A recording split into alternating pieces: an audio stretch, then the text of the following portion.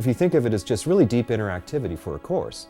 And there's nothing better to construct that than a game engine. Suddenly it's not two-dimensional anymore, it's not on the page anymore. You're having to really think, how would I do this? How do human beings actually exist in these kinds of conditions that are so unthinkable otherwise?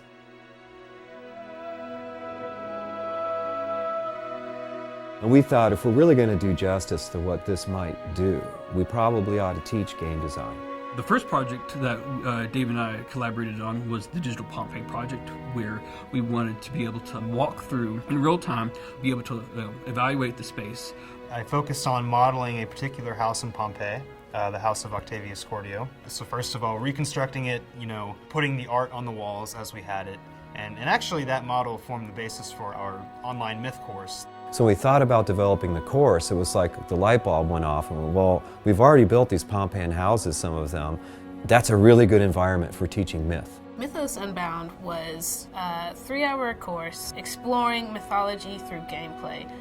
You were a slave in ancient Rome, and pretty much you worked to learning the mythologies, to work to learning the stories in order to gain your freedom back. In our new game, it's a lot more about social relationships or political relationships, and you develop these different relationships based on actual how Romans would interact with one another. It physically, almost viscerally, can introduce you to a world that otherwise would be sort of, on a page in a book.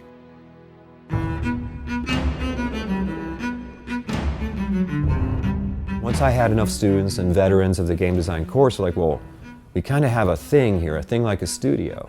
What do we call it? And so the idea came about to use this name Tesseract, which is essentially a fourth dimensional cube. And I played with a lot of different geometric shapes and a lot of different squares. And eventually I came upon the idea of these two cubes kind of connected together. It's a 3D space traveling through time. And that's very similar to what we do here, which is essentially go travel through time via 3D space or a video game.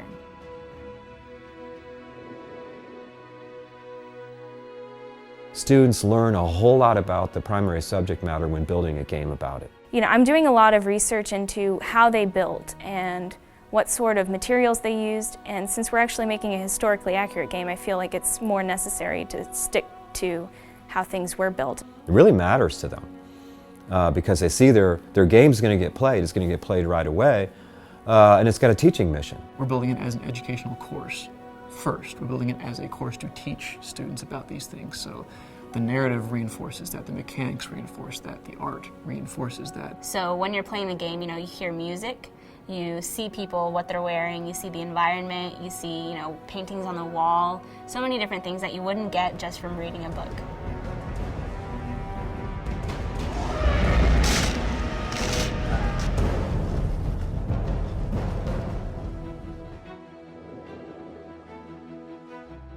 We're pretty strongly committed within our lab to making people wear more than one hat.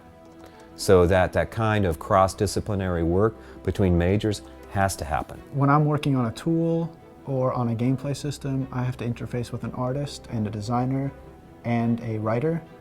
And working in that group of 3 or 4 people, it really challenges your way of looking at a problem. I'm meeting musicians, I'm meeting other actors, I get to know programmers. And that's part of this interdimensional nature of Tesseract, is pushing and pulling us out of our silos to real cooperation.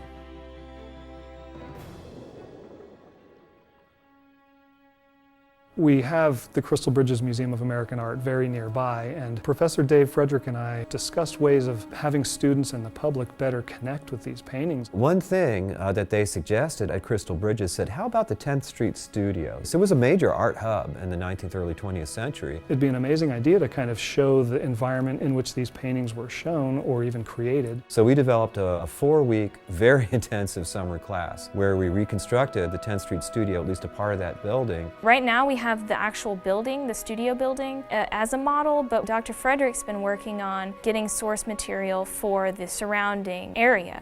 What we're trying to do is get kind of a grasp on what the culture was like. Who were these people that were visiting? Why were so many people so interested in this?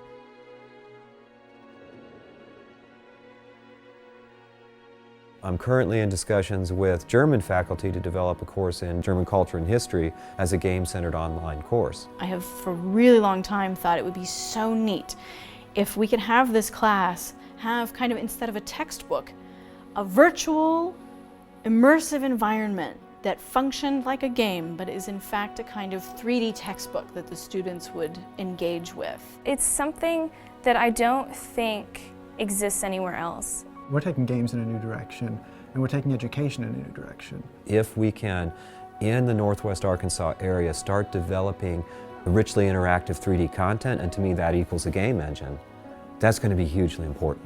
And the skill sets our students get around that to be part of the creative economy, really, really important.